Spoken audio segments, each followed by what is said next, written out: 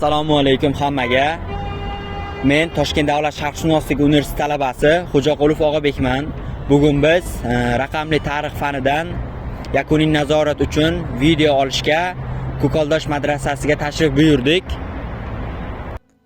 Ko'kaldosh madrasasi Toshkent shahrining eng muhim va eng yirik me'moriy yodgorliklaridan biri hisoblanadi. Chorsu maydoni yaqinida joylashgan bu madrasa 16-asrda taxminan 1551-1575 yillar oralig'ida Shayboniylar sulolasi davrida qurilgan. Madrasa nomi Ko'kaldosh, turkcha sut emikdosh, aka-uka, ya'ni xonning juda yaqin do'sti yoki sut birodari so'zidan kelib chiqqan. Me'moriy xususiyatlari: kiraverish portali peshtoq balandligi deyarli 20 metr. Pishgan g'ishtdan qurilgan, an'anaviy sharqona uslubda katta ichki hovli atrofida hujralar, ya'ni talabalar yashaydigan xonalar va darsxonalardan iborat. Biz bugun Ko'kaldosh madrasasi haqida ma'lumot olgan keldik sizdan. Bilishimiz bo'yicha bu yerda anchadan beri ishlaysiz. Madrasa bo'yicha ma'lumotlar. Madrasa 16-asrda Shayboniy Abdullaxon II tomonidan qurilgan paytida islom dinini ta'lim olish uchun qurilgan bu madrasa.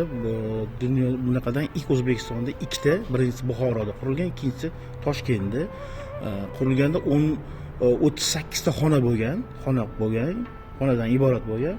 Hozir yiqilmashlari, keyin ruslarni bostirib kirgan paytda vayronalar bo'lgan, qayta qurilgan. Toshkent 1902-3 yilda Toshkentda shu boylarni sarmoyasi orqali qurilgan.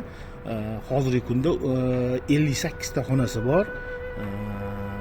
Hozir ham davom etyapti. Bolalar ta'lim oladi, dindan, islom dinidan 4 yil o'qishadi. O'qigandan keyin bular qori bo'lib chiqishadi. Qattiq turgan manzili qattiq bo'lsa, o'sha tarafga yo'llanma beriladi. O'sha yerda borib masjidda qorilik qilib ishlashadi.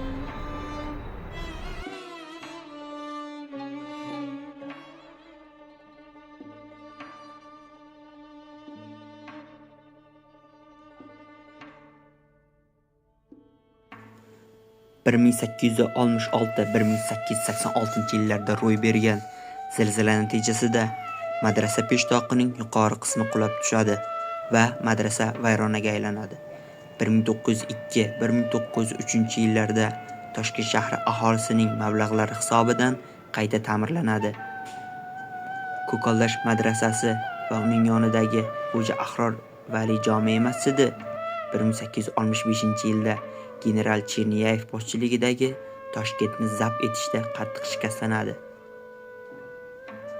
Vaqt o'tishi bilan o'zaro urushlar, kuchli zilzilalar, binolarning turli maqsadlarda foydalanishi, bir necha bor qayta ta'mir qilinishi va qayta tiklanishi madrasaning dastlabki haqiqiy go'zalligini, muhtashamligini asta-sekin yo'qotib borgan. Ayniqsa 18-asrning boshlarida madrasa tashlandiq holatga kelib qolgan.